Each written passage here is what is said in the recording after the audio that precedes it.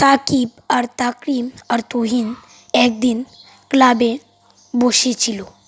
তাকরিম বলে উঠল যে, এই যে গরম পড়েছে, এই গরমে ঘামাচির জ্বালায় থাকতে পারি না আমি।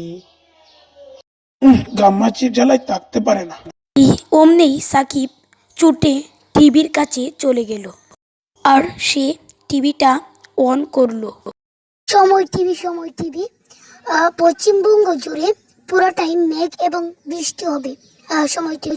সাকিব বাইরে জানালা দিয়ে দেখে অনেকটা মেঘ রয়েছে আকাশ জুড়ে।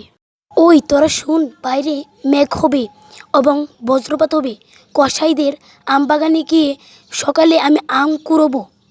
তোরা সবাই আমার সাথে যাবি তো? আরে বেটা, এইটা আর সবারটা ভালো লাগে। তোর সাথে তো আমরাও যাবো, বুঝলি? আমরাও যাবো তোর সাথে।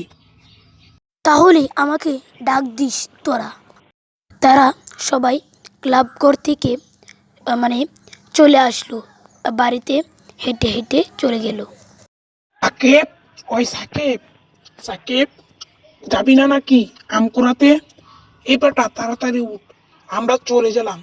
এই বেটা তাড়াতাড়ি উঠ বেটা। আজকে তোরা অত তাড়াতাড়ি চলে আসলি কেন, বুঝলাম না ব্যাপারটা। তোরা এত তাড়াতাড়ি চলে আসার লাগে। আচ্ছা চল যাই।